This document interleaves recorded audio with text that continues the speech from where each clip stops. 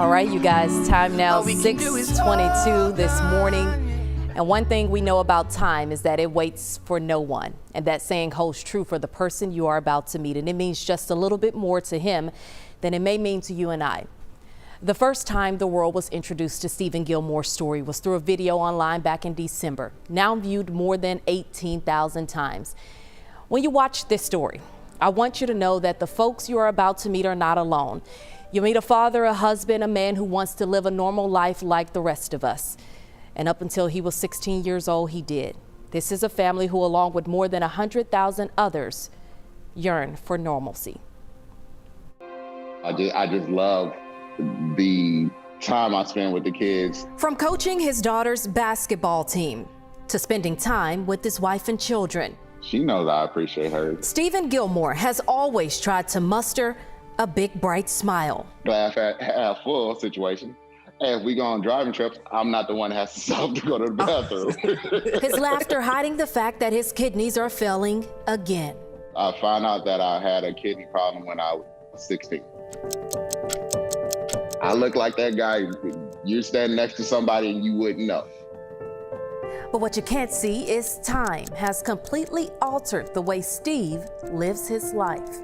He always knew that health concern would develop into something more. And decades after the initial diagnosis, end-stage renal disease would make its presence known. The main thing is that I don't urinate any longer. His kidneys no longer function. These lumps on his arm, a potent reminder of what 15 years on dialysis looks like for him. On a bad day, I may not stop bleeding for a little while, so I'm there for an extra 10, 15 minutes trying to get the site to stop bleeding.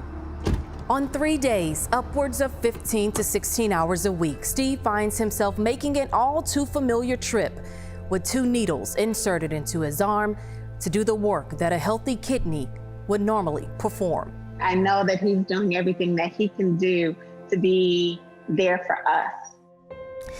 This is a family, an American family, whose story is like tens of thousands across the country.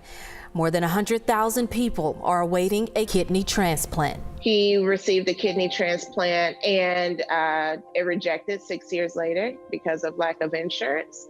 Lack of insurance because he lost his job, and according to Steve, he could no longer afford the expensive medication required to maintain his first transplant.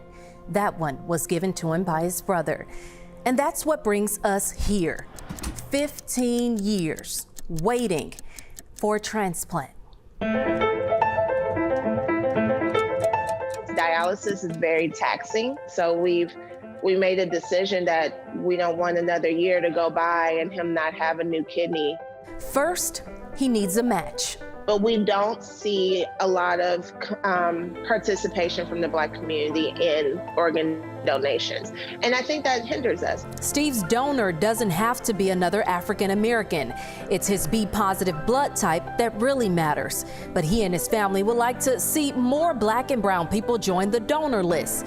That's because 35% of all people on dialysis for kidney failure in the U.S. are African American. I see far too many people that look like me that are my age or younger. Because we all know time waits for no one. In Dallas, it costs you nothing. Literally nothing. I'm Tashara Parker. Now, you can reach out to the family using the details there on your screen via email as well as on social media. A few things to keep in mind. Steve's blood type is B positive.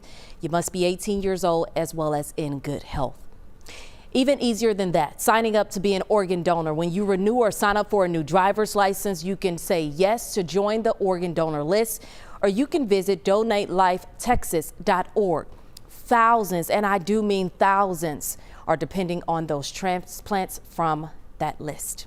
We'll be right back.